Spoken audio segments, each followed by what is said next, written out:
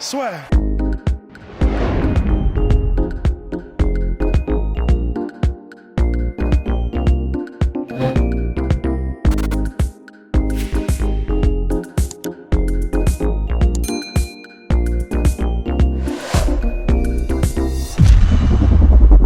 Bonjour à toutes et à tous et bienvenue dans le podcast avec Monsieur Polydomso qui a fait le déplacement pour revenir bien évidemment sur cette pas folle soirée, mais sur cette UFC 253 et la victoire d'Adesanya, autoritaire victoire d'Adesanya qui avait dit qu'il allait s'imposer facilement. Eh bien, il l'a fait, mais avant, petit point réclame, n'hésitez pas à vous abonner à la chaîne YouTube La Soeur et puis à nous suivre sur les plateformes de podcast, Apple Podcast, Google Podcast et bien évidemment Spotify.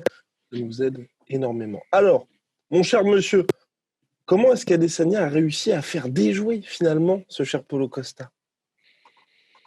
Non, mais c'est là où on voit qu'il y a quand même une différence de niveau, tu vois, et plus particulièrement en striking. Là, il y avait un fossé énorme entre les deux, quoi. Et c'est toujours difficile de s'en rendre compte quand les gens sont dans des trajectoires parallèles, parce que finalement, à part Romero. Je dis pas de conneries, mais je pense qu'ils n'avaient pas eu d'adversaire en commun, donc c'était difficile de gager en fait le niveau respectif. Et c'est vrai que Paulo Costa, quand il appliquait son jeu, il laissait pas vraiment d'espace à ses adversaires, donc c'était difficile de se rendre compte qu'il allait avoir un tel écart en fait avec Adesanya, même si pendant la preview, on avait dit que stylistiquement, c'était un match-up qui ne favorisait pas du tout Paulo Costa. Et on avait plutôt prévu une victoire d'Adesanya. Mais je vais être tout à fait franc, pas comme ça. Enfin, moi, je ne pensais pas que ça allait être aussi... pas aussi tôt et surtout pas aussi évident, quoi, parce que Paulo Costa n'a jamais menacé en fait Adesanya. Il n'y a jamais eu un moment où il a même réussi à l'enfermer. Il y a un moment où il a eu le dos contre la cage Adesanya, ça a duré 2 secondes. Et Costa n'a même pas pu déclencher son anglaise. Il a fait trois changements de direction. C'était très très beau d'ailleurs de la part d'Adesanya. Et ça c'est dur à faire. Et donc c'est vrai que c'est là où on se rend compte que faire du ring cutting contre un adversaire qui s'est bien bougé dans une cage, c'est chaud. Hein. Et c'est vrai qu'à la réflexion, je me disais ça. Je vais reprendre l'exemple que j'avais utilisé pendant la preview quand j'avais parlé de Rodtang contre Agarty. Et Rodtang avait, par exemple, très bien fait du ring cutting contre Agarty dans le ring. En revanche, j'ai revu d'autres combats de Rodtang. Alors, c'est un bon ring cutter, mais alors du coup, dans une cage, et franchement, il n'y arrive pas, quoi. Même lui, il n'y arrive pas. Donc, Costa, qui est on va dire un bon ring cutter selon les standards, on va dire, du MMA, n'était pas en fait au niveau pour mettre la pression à un mec comme Adesanya. On le voit bien, chaque fois qu'Adesanya changeait de garde, switchait de garde, Costa ne savait pas quoi faire. Et en fait, dur pour lui pour son fameux middle du droit, mine de rien. C'est ça. Et c'était un problème qu'on avait déjà vu. On l'avait pas évoqué dans la preview parce qu'on peut pas penser à tout dans la preview. Mais c'est vrai contre Uriah Hall, ouais. Parce qu'en fait, le truc de Costa, c'est qu'il a combattu beaucoup de southpaw. Ouais. Et donc du coup, c'est quand tu combats un southpaw et que tu as de bons, enfin, par exemple, tu as un bon middle arrière, c'est bien parce qu'en fait, tu es sur le côté ouvert de ton adversaire. Donc, ton middle passe très bien. Et la plupart des adversaires en fait, qu'il avait affrontés essayaient de tourner du coup sur son côté ouvert à lui. Ça lui permettait de cadrer avec son middle kick assez efficacement. Et en fait, on avait vu contre Uriah Hall, il avait eu beaucoup de difficultés pour faire ce jeu-là. Il avait juste réussi à placer des middle kicks un peu en solo, tu vois, en un coup. Si j'ose dire, en faisant un rapide changement de garde, enfin un switch plutôt, mais c'était pas du tout aussi développé que le jeu offensif qu'il a habituellement.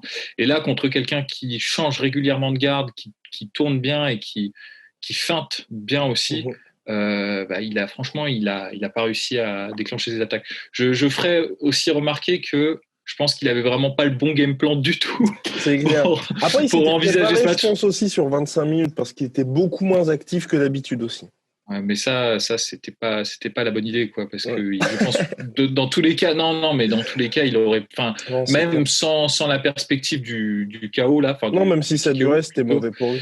Il était perdu, quoi. Donc il aurait dû jouer ses cartes, en fait, ses cartes à lui, qui est le volume d'attaque. C'est-à-dire je crois, c'était quoi, c'est 8 attaques par minute jusqu'à ce combat-là. Et là, sur le premier round, il avait fait quoi, 5 attaques, quoi. C'est vraiment c'était pas lui, en fait. Il a essayé de faire autre chose. Je pense qu'il a voulu faire un peu ce qu'avait fait Romero, c'est-à-dire d'essayer de faire déclencher Adesanya pour le contrer. Sauf qu'il n'a pas. Il a pas trop intelligent. Trop intelligent. Ouais, et puis, voilà. Et puis du coup, ça a laissé libre cours à Adesanya Adesanya, il était pas inquiété une seconde, quoi. Il a pu vraiment faire. Là où il est excellent, Adesanya, c'est quand il te bombarde d'informations. C'est-à-dire, il fait 3-4 feintes, il te donne un coup, encore 3-4 feintes, puis après, il change de niveau. Il va faire 2 attaques basses, une attaque haute et tout. Et quand tu commences à être dans la réaction face à Adesanya, c'est-à-dire si tu te dis je vais réagir, c'est vraiment mauvais. Je pense que tu t'en sortiras pas, quoi. Surtout une fois qu'il avait déglingué la jambe avant de toute façon de Costa, là les feintes ensuite c'était terrible, hein, parce que tu voyais le moindre petit mouvement d'Adesanya, tu avais une surréaction de Costa, c'était fini, hein, tout simplement. C'était terminé là. Mais même de toute façon, à partir du moment où Costa quand Costa c'était évident que Costa voulait pas, en fait, engager en anglaise, et il essayait de faire du kick à distance avec Adesanya. Franchement, c'était perdu, quoi. Honnêtement, tu peux pas prendre Adesanya à ce jeu-là, quoi. C'est juste pas possible. Alors, en revanche, moi, je remarque quand même qu'il y avait 2-3 trucs qu'a laissé transparaître Adesanya qui auraient pu être exploités par Costa, mais bon, il n'y a pas pensé sur le moment. Je pense qu'il a été, en plus du fait qu'il avait un mauvais game plan et qu'il était dépassé par Adesanya, et je pense qu'il a beaucoup douté. Et comme c'est la première fois qu'il expérimentait le doute, il a été paralysé vraiment. Les premiers main events, mine de rien. Ouais, non, mais c'est clair. Mais c'est aussi tu vois, quand tu as appliqué une recette qui a marché à chaque fois et que d'un coup, tu te retrouves complètement impuissant. En fait, il était vraiment troublé pour trouver sa distance face à Adesanya, qui, pour le coup, n'a pas fait grand-chose de nouveau par rapport à ce qu'il faisait habituellement. Et c'est vrai que si Costa ne s'était pas laissé, tu vois, impressionné, je pense, par Adesanya sur cette gestion des distances et tout, et qu'il avait fait ne serait-ce que plus de coups au corps. Enfin, ça paraît facile à redire là maintenant, mais je trouve que honnêtement, il s'est vraiment laissé impressionné trop facilement, en fait, par Adesanya. Alors ça veut pas dire qu'il aurait pu gagner, mais par exemple, il y a une séquence, je crois que c'est dans le début du deuxième round, il me semble, où Costa place 2 low kicks très très bien sur Adesanya, qui passe, parce qu'Adesanya, il a besoin, en fait, de ses appuis pour bouger. De toute façon, un adversaire qui est très mobile, il peut pas checker les low kicks, c'est compliqué pour lui. Enfin, demander à Max Holloway. Mais c'est ça, ou alors même Dominique Cruz contre Cerudo, par exemple. On en avait parlé d'ailleurs. Et c'est vrai. Et en fait, à la réflexion, je me dis, le game plan, à mon sens, en refaisant le match là, comme ça, qu'aurait dû adopter, on refait le match, qu'aurait dû adopter Costa. Peut-être qu'il aurait dû s'inspirer un petit peu de ce qu'avait fait Shogun Rua contre Lyoto Machida. C'est-à-dire, c'était assez évident. Bon, alors, Lyoto Machida, c'est pas Adesanya, ils ont des armes différentes, mais c'est la même philosophie qui les sous-tend. C'est des gens qui se déplacent beaucoup et qui vont anticiper ta course vers eux pour pouvoir créer des collisions, en fait, et pour t'intercepter, en fait, au moment où tu t'engages un peu trop pour les chercher.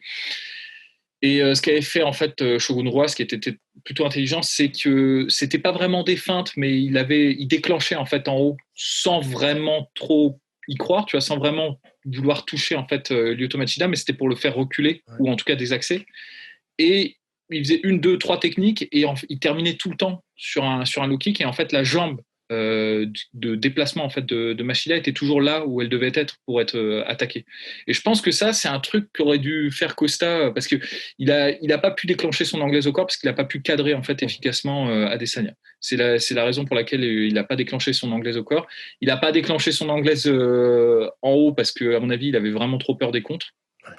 Et puis aussi, il était emmerdé par Tu sais, c'est pas vraiment une garde, mais c'est ce que fait Adesanya souvent, c'est qu'il contrôle les bras de l'adversaire. Il a les bras en avant, un peu ce que fait schématiquement, ça n'a rien à voir, mais pour que les gens se rendent compte, ce qu'avait fait Daniel Cormier dans ses combats contre Stipe Miocic.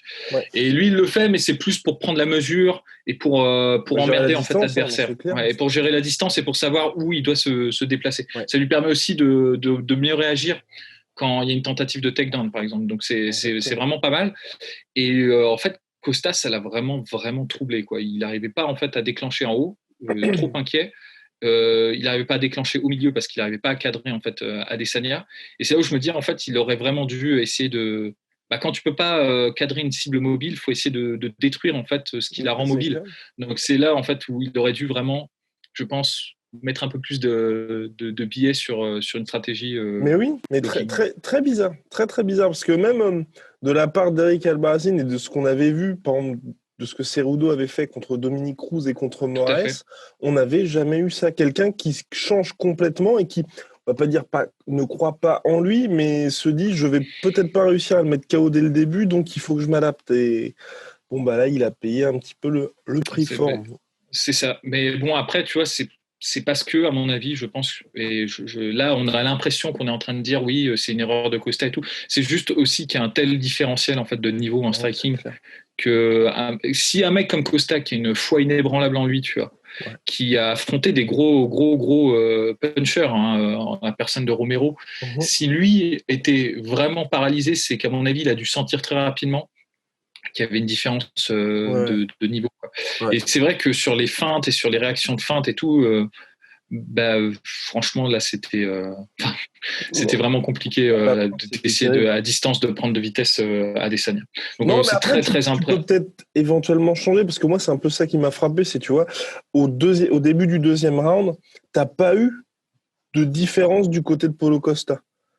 Alors que non, mais tu peux te dire, ça c'est un peu le risque quand tu as quelqu'un qui a un style de jeu très défini et parce qu'en fait on a tous un plan A, un plan B, un plan C. Généralement quand tu es combattant, tu as ta force numéro 1, si ça marche pas, tu te rabats un peu sur ton plan B, et si ça marche vraiment pas, bon là c'est un peu la merde, mais tu essaies de te rabattre sur ton plan C. Je pense que Costa n'avait pas de plan B ni de plan C, c'est-à-dire il s'est dit je vais essayer de changer ma stratégie habituelle parce que j'ai pas envie de m'exposer au contre d'Adesanya.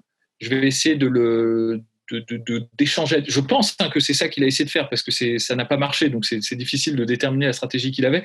Mais il essaye, à mon avis, de faire venir à lui Adesanya pour peut-être essayer de le contrer. Ce qui est quand même, franchement, moi, je me dis, c'est quand même très, très ambitieux comme plan quand tu combats un mec comme Adesanya.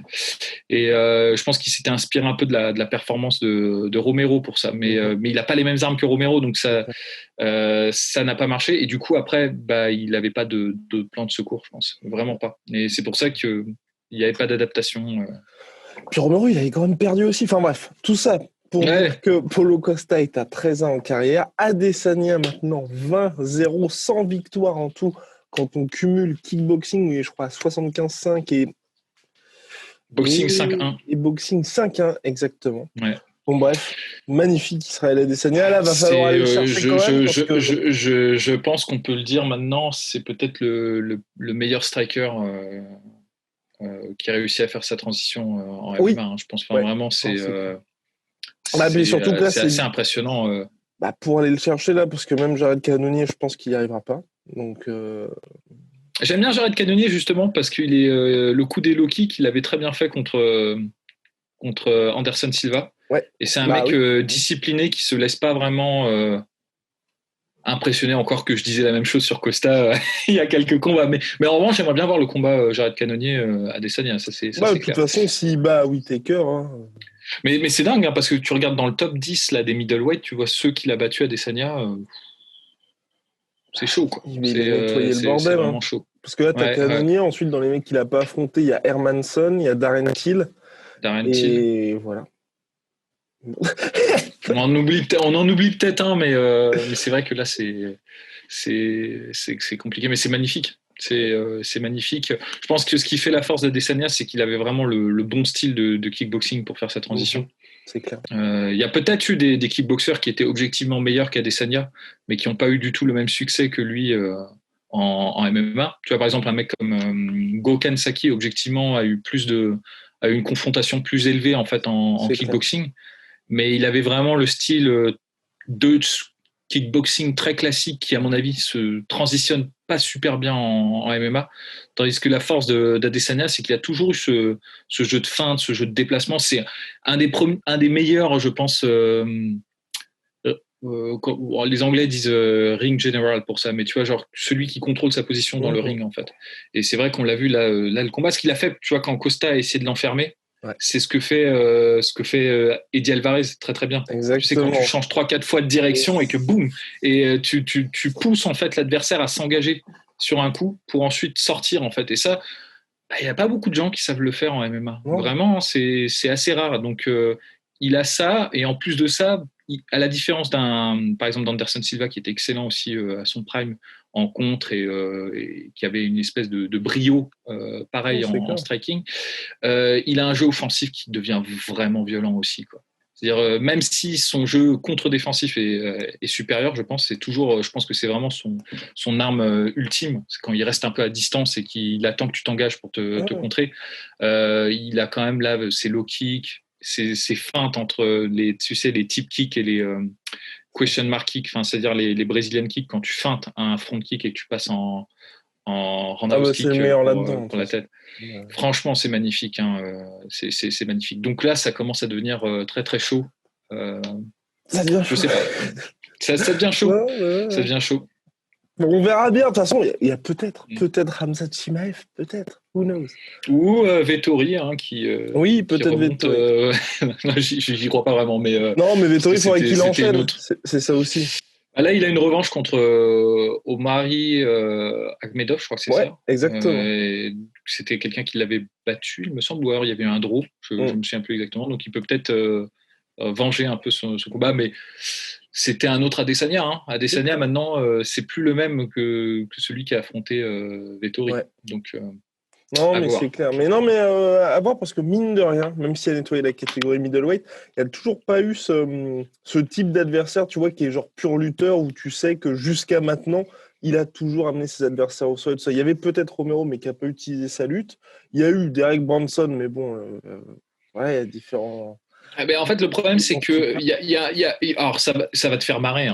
Et d'ailleurs, je pense que tous les auditeurs de la sueur vont se foutre de ma gueule quand je vais émettre cette idée. Moi, il y a un combat que j'aurais bien aimé voir contre Adesanya, mais il est inenvisageable aujourd'hui. C'était Weidman contre Adesanya. C'est pas drôle. Enfin, Weidman ou même Luke Rockhold. Ouais, non, alors mais Chris Weidman un peu plus, parce que je trouve que jusqu'à sa succession absolument cauchemardesque de défaites, où en fait c'est terrible. Weidman, tu le vois combattre, il fait 2 rounds parfaits et puis après il s'effondre et tout, et tu sais pas vraiment pourquoi. C'est assez perturbant, et donc c'est triste, parce que je pense que dans la mémoire collective maintenant, c'est devenu un peu un running gag, Weidman, tu vois. C'est-à-dire il est un peu perçu comme le mec qui a eu un coup de chatte contre même pas un coup de chatte parce qu'il a battu nettement, mais d'être arrivé au bon moment contre Anderson Silva, et ensuite de pas avoir confirmé en fait ça. C'est vrai, je pense qu'il y a un gros problème psychologique de la part de Weidman dans ses combats, parce qu'il prend systématiquement de très mauvaises décisions en cours de route. Néanmoins, ce que j'aime beaucoup chez Weidman, chez Chris Weidman, c'était sa capacité justement à très bien mélanger en fait un jeu basique en striking, mais efficace, et avec les amener au sol et les changements de niveau. Et ça, c'est vrai que il y en a pas beaucoup qui savent faire ça. Non, et je pense que Adesanya n'a pas rencontré un mec qui fait ça aussi bien que Weidman. Ouais, c'est pour ça que Khamzat, mine de rien aussi, c'est plus probable. Ouais, après tout dépend de la progression de Khamzat. Ouais, mais là, franchement, pourquoi pas, si Khamzat la continue à enchaîner des victoires comme ça, bien sûr qu'à mon avis, à un moment donné, il y a une course d'action qui vont les mettre l'un contre l'autre. Pour le moment, je pense qu'on va avoir je pense qu'Adesanya est là pour rester, quoi, pendant un petit moment, quoi. Je suis bien d'accord. Après, tout dépendra. Enfin, moi, en fait, la seule interrogation que j'ai, c'est, tu vois, il bat Cannonier, qu'est-ce que tu vas faire ensuite? J'ai quand même un peu de mal à me dire, Il va revenir ensuite contre Hermanson. Il va attendre que Till enfin puisse enchaîner quelque chose, tu vois. Tu sais, peut-être monter, un peu comme un. Voilà, c'est ce que je veux dire, c'est qu'il va peut-être avoir une carrière à la Anderson Silva, hein, c'est-à-dire il fera 2 combats contre les challengers, on va dire. Les mandatory challengers en middleweight, et puis il s'éclatera un combat sur 3 en light heavyweight, ce serait pas mal. Et de toute façon, il a telle maîtrise maintenant que je pense qu'il peut assurer à lui seul l'intendance. Dire, même si les gens vont se dire ok, c'est ce qu'on disait à propos de Joe Louis, quoi, c'est le Bomb of the Month Club, tu vois, genre on va lui mettre le challenger, mais on n'y croit pas trop. Les gens regarderont quand même parce que c'est quand même assez impressionnant, quoi. C'est clair. Et ça fait plaisir parce que dans une ère, ça me fait plaisir personnellement. Moi, en tant que quelqu'un comme ça, pratiquant, qui va pas chercher les money fights et tout. Je pensais pas à ça. Moi, je disais en tant que pratiquant de sport de combat, en toute humilité, hein, mais de voir quelqu'un qui représente le striking à haut niveau dans cette période qui est dominée par les grappleurs, lutteurs, ça fait plaisir. Il montre en fait que c'est possible, mais il faut le faire intelligemment, quoi. Ça c'est clair. Et ça. Mais tu vois, en regardant son combat, je me dis en fait, la réflexion que je me suis faite, c'est que cette team, elle est quand même archi solide, hein, parce que Hooker, alors c'est dommage, la Cara France a perdu. Ce combat, c'était n'importe quoi. Je ne sais pas si tu l'as vu, c'était la folie. Mais ils sont quand même très, très ingénieux, et je pense que c'est bien pour les strikers qui veulent en fait faire la transition, je pense que c'est vers ça qu'il faut se diriger, vers ce type de jeu-là, quoi, beaucoup de feintes, beaucoup de déplacements. Et surtout avec des forces différentes. Moi, c'est ce que j'aime. C'est parce que quand tu regardes Volkanovski et Adesanya, ils sont pas pareils du tout. Non, mais on sent qu'il s'adapte, hein. Mais même Dan Hooker, c'est évident que c'est un gars qui se part régulièrement avec Adesanya. Tu vois, par exemple, un truc que j'aime beaucoup chez Dan Hooker, c'est que c'est un des rares combattants qui gère bien les calf kicks. Il a ce truc très, très Muay Thai, tu sais, de retirer sa jambe plutôt qu'essayer de checker, tu sais, de faire de juste très légèrement faire un petit retrait, en fait. Ça paraît tout facile, mais c'est quand même compliqué à faire dans le feu de l'action. Et ça se voit, ça se sent qu'il a dû se parer à mort avec Adesanya, qu'il a dû en prendre plein des low kicks, et qui, du coup, il a enregistré le truc, et maintenant il combat différemment, quoi. Et ça c'est beau à voir. Ouais. C'est une belle équipe, et c'est intéressant à suivre. Ça, c'est très intéressant. Surtout que Dan Hooker, moi j'espère qu'il fera quelques petits ajustements, parce qu'on voit qu'il est pas loin. Il est pas loin. Non, mais c'est clair. Son combat contre Poirier était assez impressionnant à ce niveau-là. Ça, c'est sûr. On va passer maintenant, mon cher monsieur, au co-main. Est-ce que je peux faire une petite parenthèse avant de passer au co-main, parce qu'il y a un combat qui m'a impressionné, et j'aimerais rendre hommage à celui sur Hakim Hakim Daoud. Il m'a régalé. Moi, j'ai trouvé ça magnifique ce qu'il a fait. Super. Alors, c'est un combat serré, parce que Subara Tukugov, il est vraiment bon, quoi. Il est bon en plus. Et pour le coup, il était très bon sur ce combat-là, j'ai trouvé. En striking. Il a un bon striking, il est explosif, il a des. Et puis, tu vois, il est léger sur ses appuis. Il n'a pas le côté un peu pâteau qu'on les. Exactement. Pâteau. C'est un peu méchant, mais tu sais, la team Khabib, ils ont un côté un peu, tu sais, un peu statique, flat-footed. Lui, on sent qu'il. Je sais pas s'il a fait de l'anglaise avant, mais il a de très bons déplacements. Donc, il a une combinaison de skills qui est assez dangereuse, en fait, quand même, parce qu'une bonne anglaise et un très bon jeu de grappling, ça devient compliqué à parer. Mais Hakim, pour moi, il a fait ce que tout le monde devrait faire quand il combat des mecs comme Khabib, Islam Makhachev. Après, la défense de takedown, elle était somptueuse aussi. Ouais, mais pourquoi ? Mais parce que les coups au corps, là, chaque combinaison, il terminait au corps, il avait les bras prêts, en fait. À chaque fois, il était en position pour shooter sa défense de takedown. Et en plus, il a jamais... C'est très rare pendant le combat où il était, tu sais, dans la cage, t'as une espèce de trait qui délimite un octogone dans l'octogone, quoi. T'as un tracé, en fait, au sol où tu te dis, t'as à peu près 1 mètre à partir de la ligne où tu te retrouves dos à la cage. Il n'y a jamais un moment où il est resté plus de 2 secondes dans cette zone-là. Et c'est la zone de la mort quand tu combats les mecs de la team d'Aghestan. C'est une zone qu'il faut éviter à tout prix. Et lui, il a tout le temps... Alors, il l'a fait de manière... Pas de manière évasive comme le ferait par exemple un Israël Adesanya, tu vois, qui varie qui change les directions pour ensuite désaxer, ou sortir de ton enfermement, on va dire. Lui, il l'a fait en mettant la pression en fait sur Tukugov, ce qui est quand même assez ballsy, tu vois, de faire ça. Mais ça marche, et ça marche parce qu'il il chassait pas la tête de l'adversaire à tout prix. Il terminait ses combinaisons souvent sur un coup au corps ou sur un leg kick, et tu vois, ça a drainé vraiment Zuba Tukugov, qui pourtant, en termes de puissance de frappe, je pense, était supérieur, parce que dans le premier round, les coups que mettait Tukugov avaient l'air de marquer un peu plus Hakim. Mais Hakim ne s'est pas découragé, il n'a pas lâché en fait son jeu, et ça c'est aussi ça que j'aimerais saluer en fait chez Hakim, c'est que quand tu fais ce type de stratégie, les coups au corps, les low kicks, c'est normal que ça ne paye pas immédiatement. C'est normal qu'il faille en fait faire un travail d'attrition, et qu'il ne faut pas lâcher l'affaire en fait. Faut le faire systématiquement, et peut-être que ça va payer dans un round et demi. Et là, en fait, il a dû attendre le troisième round. Mais vraiment, au troisième round, il était crevé tout coup. Il avait plus d'énergie parce que un peu de précision. Moi, c'est peut-être un peu ça, moi, qui m'a un peu frustré, c'est que c'est vrai qu'il passait les combinaisons, mais tu voyais à chaque fois, il visait le menton, ça atterrissait ici. Mais clairement, ça touchait. Mais tu te dis, un petit peu plus de pression, il aurait très bien pu pas terminer le combat, mais quand même, c'est lui qui, sur la fin, a touché le plus durement.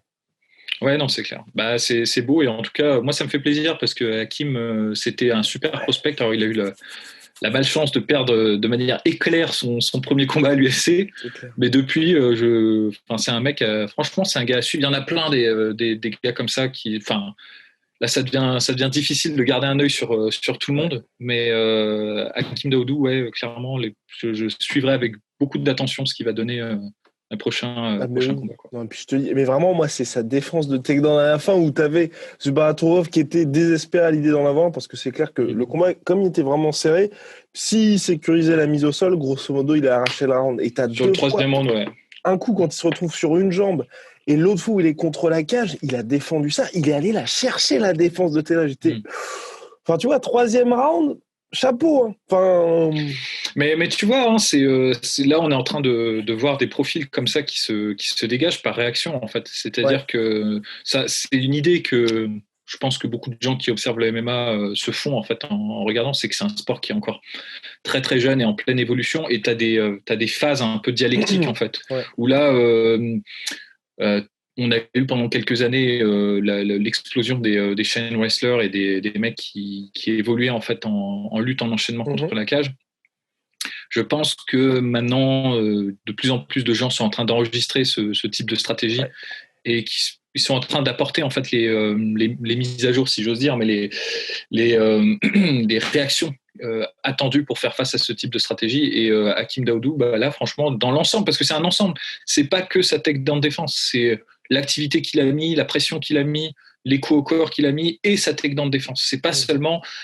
L'idée serait fausse de se dire écoutez, il y a des chain wrestlers, donc je vais bosser que ma lutte et je vais bosser que ma takedown de défense et ça va aller. Non, en fait, c'est un jeu, c'est un ensemble de trucs, c'est une recette qui marche bien. Et là, franchement, c'était beau à voir quoi, contre Zuba. Moi, ça m'a impressionné. Ah non, mais honnêtement, et c'est peut-être un peu le plus terrible quand je vois ce genre de combat, c'est que tu te dis ça, que tu as certaines catégories, elles sont tellement denses. Parce que là, autant je l'adore, mais Daoudou, ça va être dur pour la suite. Hein, parce que ne serait-ce que Zubaraturov, il est pas dans le top 15. Et... Ouais. Mais bon, après, c'est parce que... c'est vrai qu'il n'est pas dans le top 15, ouais. Après, je m'inquiète pas trop pour Hakim Daoudou. Je pense qu'il va monter tranquillement. C'est vrai que ces catés-là sont pleines. D'ailleurs, j'en passe une. C'est en featherweight ou c'est en lightweight que rentre Mateusz Gamrot? C'est en featherweight, en featherweight, ouais. Le nouveau monstre de la catégorie. Oh là là. Il y a des gens, ils vont avoir des cauchemars là. Hein. Honnêtement, ouais, parce que il est quoi? Il est à 20. Je crois qu'il a un draw et je crois qu'il a je sais pas combien de victoires. Après, son dernier combat au KSW, moi, il m'a pas. Contre Park. Ouais. J'ai pas regardé. J'avoue que j'ai pas regardé. Mais en termes de grappling, c'est peut-être un des mecs les plus impressionnants. Exactement. Oui, clairement. Invaincu en carrière. On regrette juste qu'il n'y ait pas eu le combat face à Parnasse. Mais moi, je me dis, Parnasse, si tu veux absolument combattre Gamrot, il va falloir aller à l'UFC. Il n'y a pas le choix là maintenant. Mais franchement, c'est abusé. C'est abusé. Je ne sais pas ce qui s'est passé avec le KSW, parce que c'est vrai que Parnasse avait pris la ceinture intérimaire.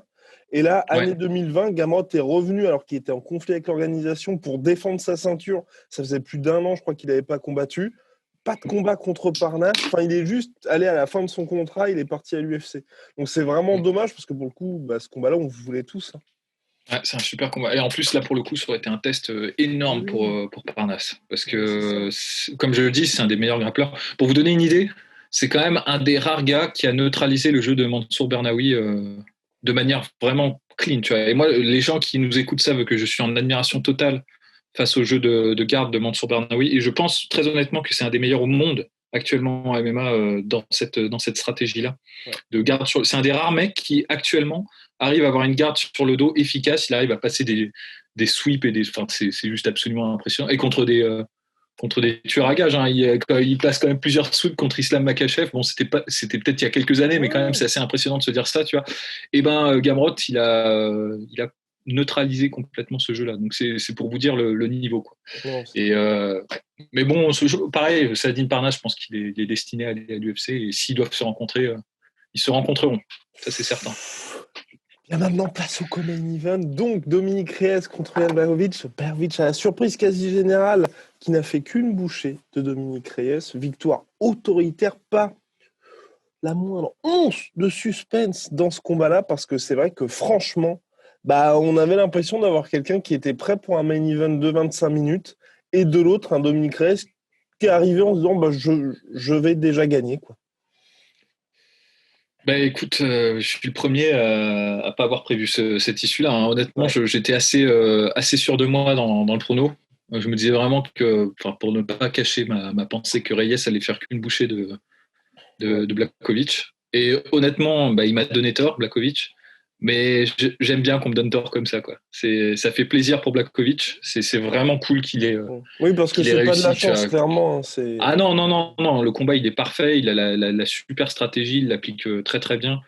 Et franchement, c'est beau, quoi. À 37 ans, qu'il se soit, après plusieurs déconvenues, plusieurs défaites, plusieurs combats compliqués, qu'il soit revenu comme ça et qu'il arrache une victoire qui est parfaite contre un gars qui était un peu vu comme le dauphin de John Jones, quoi. C'était le renouveau de la catégorie, quoi. Et franchement, il lui donne une leçon, quoi. Il lui donne une leçon, et ça, là, tu t'inclines. En plus de ça, moi, ce que j'aime bien, c'est que moi, dans ma vision des choses, je pensais que pour que Blachowicz batte Reyes, il faudrait qu'il lui mette la pression, il fallait qu'il rentre, il fallait qu'il fasse un jeu un peu à la Volkan Ozdemir. C'est ce que je me disais. Et en fait, Blachowicz, il a fait quelque chose d'encore plus intelligent. Et il l'avait déjà plus ou moins fait contre Gustafsson, mais après, il avait été rattrapé par la lutte. Mais il a fait venir, en fait, Reyes à lui. Il l'a fait s'engager. Et en fait, je ne vais pas te cacher, je ne vais pas te mentir, mais moi, dès le premier round, j'ai senti que ça sentait vraiment mauvais contre Reyes. C'est quand Reyes est rentré sur un bras arrière, sans amorce, sans setup, sans feinte, sans rien du tout. Et je me suis dit, ouh là là là là, qu'est-ce qui se passe là ? Et franchement, c'était beau. Alors, ce qu'il faisait de très bien, c'est que son jeu en low kick, on avait dit qu'il n'en faisait pas beaucoup. Là, il l'a utilisé pour attirer en fait Reyes à lui. Il a donné le temps dès le début. Hein. Ça a marché. Et ce que j'ai bien aimé, c'est aussi qu'il a anticipé en fait les mouvements de Reyes. Il savait que Reyes, c'est difficile à cadrer. Et donc, du coup, il faisait ce qu'aurait dû faire Costa contre Adesanya. C'est qu'il terminait régulièrement ses combinaisons sur des middle. Et putain, les middle de Blachowicz font pas rigoler du tout. Hein. Le côté droit de ce pauvre Reyes, à chaque fois au même endroit. Ping, ping. Ouais, c'était d'une précision. Et je ping. pense que. Boum, boum, plutôt. Ouais. Non, mais honnêtement, c'est ça. Et mine de rien, tu vois, parce que même s'il ça a complètement troublé Reyes. Et du coup, Reyes, au début, reculait vraiment en se couvrant. Et à la fin, comme il anticipait les middle, instinctivement, ses bras descendaient. Et c'est comme ça qu'il s'est fait shooter en crochet. Et même à un moment donné aussi, alors je n'ai pas identifié encore à quel échange il se faisait fracturer le nez. Ouais, et ça déjà, ça avait joué contre Reyes dans son combat contre Ozdemir. Il avait combattu, il me semble qu'il s'était fait péter le nez par Ozdemir et que ça avait vraiment joué sur son cardio, sur sa volonté. Mais là, c'était même pas, le nez là, il est allé dire bonsoir au mec qui tenait les caméras derrière, quoi. Enfin, c'était assez terrible. Et là, en fait, Reyes, je pense, est rentré en mode panique. Il s'est dit, je passe pas je suis arrêté par l'arbitre. Donc, il a vraiment essayé d'y aller, mais bon, c'était trop tard, quoi. La dynamique du combat était vraiment complètement changée. Et tu vois, je me disais, moi, je pensais à partir du deuxième aussi. Moi, c'est ça qui m'a impressionné. Enfin, tu sais, quand il a fait ses petits bursts offensifs, tu n'avais aucune réponse de la part de Reyes. Tu t'es juste dit. Non. Ouais. Oula. Non, c'est ça. Et le problème de Reyes, c'est que je pense qu'il n'a pas, pareil, il n'a pas su s'adapter. Moi, honnêtement, je pensais que son jeu d'explosion athlétique fonctionnerait contre Blachowicz, mais le truc, c'est que c'était trop prévisible. Il laissait, enfin, tu vois, les quelques high kicks qu'il a mis, on les voyait venir. Et il n'y a pas un moment, c'est étonnant parce qu'on peut pas lui reprocher de pas avoir varié les zones parce qu'il a fait des low kicks, il a fait des middle kicks, mais c'était trop espacé. C'est-à-dire, il faisait un low kick, puis il se passait, je sais pas, 10 secondes sans qu'il se passe rien, puis après, il faisait un middle kick, puis après, quand tu veux faire ce jeu de setup et de réaction, faut que les choses, là, pour le coup, c'est Adesanya qui démontre ça, faut que les choses s'enchaînent assez rapidement. Faut que ça reste frais dans l'esprit de celui qui est en face de toi. Si tu mets un low kick et que tu attends 30 secondes après que tu mets un high kick, le mec, il va pas se dire, il va me retaper à la jambe, tu vois. Ouais. Et c'est ça le problème, c'est que je trouve qu'il était trop passif, en fait, Reyes. Il attendait trop. Et puis il y a deux fois où c'est Blachowicz a fait un peu la tortue. Et c'est vrai que là, exactement, il aurait pu varier. Et non, il s'est. Enfin, bon, on va pas le blâmer comme ça, puis tirer sur l'ambulance. Mais c'est vrai qu'il frappait exclusivement les bras de Blachowicz, alors qu'à ce moment-là, le gars, il ne voit pas, tu peux varier. Et puis bon, après, ça, c'est son jeu. C'est pas un mec qui combat en combinaison, Reyes. Mais là, pour le coup, contre Blachowicz, il aurait dû, quoi, parce que c'était trop prévisible ce qu'il faisait. Et du coup, Blachowicz, lui, contrait en combinaison. Moi, honnêtement, le jeu s'est fait là. C'est-à-dire que c'est Blachowicz qui a dicté en fait le combat, qui a déterminé en fait les lieux où se passeraient les échanges. Et j'étais très surpris en fait de la performance de Reyes. Alors d'un côté, Blachowicz a fait pour moi le combat parfait, mais je pense que il doit y avoir un peu de ce que tu disais de sous-estimation de la part de Reyes, parce que pareil, pas de plan B, pas de plan C, rien, tu vois. Enfin, et c'est assez étonnant de la part d'un gars qui a réussi à faire ce qu'il a fait contre John Jones.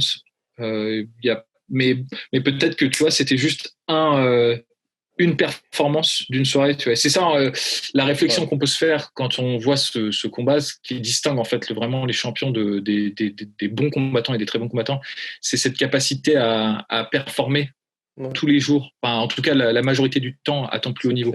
Et je trouve que Reyes là, je sais pas, peut-être que moi, je sais pas, non, moi je pense qu'il reviendra quand même. Mais tu avais un Blachowicz qui a tout connu. Il a connu les humiliations. Quand je dis humiliation, c'est, tu vois, te prendre un KO terrible, affronter les meilleurs, être complètement dépassé en lutte. Le gars, il a tout eu. Mettre des KO contre des superstars. Et là, je pense qu'il était vraiment prêt, en sens où t'as 37 piges. C'est ton probablement premier et seul title shot si tu perds. Non, mais c'est clair, mais Tu penses qu'il reviendra pas, toi, Reyes ? C'est pas ça, c'est que ça va être compliqué, je pense, pour lui maintenant d'être perçu comme. Ça aurait été d'une autre ampleur si là il avait battu Blachowicz. Ouais. Parce que finalement, la seule défaite qu'il aurait eue, c'est contre Jones, et ça aurait été une défaite serrée et tout. Là, il est tombé contre. Alors, avec tout le respect du monde que j'ai pour Blachowicz, il est vraiment. Là, en plus, il m'a prouvé tort, il a prouvé que j'avais eu tort, et il s'adapte bien, et à 37 ans, il est toujours dans le coup, et c'est beau à voir, mais on va être d'accord, c'est pas le light heavyweight le plus impressionnant qu'on ait vu, quoi. Là, pour le coup, il a fait le bon combat, mais bon, les gens vont dire que je sous-estime Blachowicz, mais c'est pas le cas. C'est vraiment pas le cas. C'est juste que on s'attendait à mieux en fait de la part de Reyes. Je pense que c'est pas tellement qu'on sous-estimait Blachowicz, c'est peut-être qu'on surestimait Reyes, tu vois. En tout cas, là, la catégorie d'activité est plus ouverte que jamais. Vraisemblablement, ce sera le vainqueur de Thiago Santos contre Glover Teixeira pour le combat contre Jan Blachowicz. J'ai envie de voir cette revanche. Ah ouais, moi aussi. Surtout un Blachowicz de ce niveau-là, qui là pour le coup serait très très intéressant. Il y a un autre combat aussi qui est Il y a des combattants là qui arrivent et qui sont intéressants. Il y a Jiri Prochazka évidemment. S'il maintient un peu parce que pour moi, il me fait furieusement penser à Johnny Walker hein, quand même. Il a un côté, il a une stratégie quasi suicidaire et je sais pas si ça peut durer comme ça, surtout avec des gros cogneurs et tout. Mais bon, il est funky néanmoins. Et il y a Krylov contre Ozdemir. Donc et puis Rakic, Rakic évidemment qui est impressionnant. Et Ankalaev, c'est chiant qu'on ait toujours eu ce sketch qui dure des mois et des mois contre. Comment il s'appelle déjà contre Yon Kutelaba. Mais Kutelaba, mais c'est tellement drôle quoi. Enfin, c'est une blague du début à la fin cette opposition. Ankalaev, il a perdu une année à cause de Kutelaba. Je crois qu'il déteste Kutelaba avec toute la force de son âme parce que on va être honnête, il gagnait le combat quoi. Ben voilà, tu vois. Et honnêtement, moi je pense qu'il est meilleur que Kutelaba. Et Kutelaba en plus c'est pas le mec le plus sympathique du monde. C'est genre c'est un peu un connard quand même. Hein, je dois le dire. Tu sais, quand il fait ces stand-up là où il hurle, ça n'a pas l'air d'être un mec vraiment sympa. Et en plus de ça, il a fait un drama autour de ce combat. Il a réussi à convaincre. Je sais pas comment il l'a fait, mais les matchmakers que c'était un match serré, que c'était une erreur que en gros il allait gagner le combat et tout. Et, non, mais surtout que tu peux le refaire, mais c'est plus d'attendre. En fait, moi, c'est surtout. Et là, il fait attendre le truc, quoi. Et ça, c'est un truc de fou, quoi. Ankalaev, il a vraiment pas besoin de ça, et lui, il doit monter. C'est con, hein. C'est vraiment dommage. Putain, c'est les boules. Et alors, il y a un autre mec que moi j'aimerais bien voir aussi. On n'avait pas eu le temps d'en parler récemment. C'est Vadim Nemkov. J'ai beaucoup aimé ce qu'il a fait contre Ryan Bader en termes de stratégie. Et, après, là, je pense qu'il est verrouillé à l'UFC, hein, mais. Au Bellator, ouais, mais franchement, honnêtement, là, ils veulent le faire rematch contre Phil Davis, mais c'est con qu'il soit là-bas. Il faudrait qu'il soit à l'UFC, ce mec-là. Enfin, ça, c'est clair, quoi. Pour une revanche contre Jiri Prochazka. Tu le fais rentrer, revanche contre lui, ce serait beau, ouais. Non, mais il y aura des choses à faire, mais ça fait plaisir, mignon, cette catégorie-là. John Jones part, et ça y est, tout s'ouvre. Et ça fait plaisir franchement pour Blacko. C'est vraiment cool, quoi. C'est beau comme carrière, honnêtement. Exactement. C'est toute proportion gardée parce que ça n'a pas la même puissance dramatique et ça n'a pas la. Que Bisping. Ouais, voilà, ça fait penser à Bisping, c'est ce que j'allais dire. C'est un peu le même genre de parcours et c'est cool, quoi. Ouais. Non, et puis c'est vrai que oui, je suis d'accord avec toi. Enfin, t'as le côté aussi quand même, il a mérité son title shot. Quand je dis ça, c'est que Bisping, il est arrivé en short notice parce que Weidman s'était blessé. Là, t'as vraiment le mec, voilà, qui était dans les tranchées depuis très longtemps et il va avoir un gosse et tout. On était à ça de verser notre larme. Enfin bref, mon cher Louis Domso, merci beaucoup. On se retrouve très vite pour parler de la suite parce que, évidemment, hein, avec l'UFC, ça accélère toujours. Et puis, on va parler aussi quand même du combat qui s'annonce particulièrement intéressant entre Brian Ortega et le Korean Zombie. Ah ouais, là, il faut en parler de ça. Soit.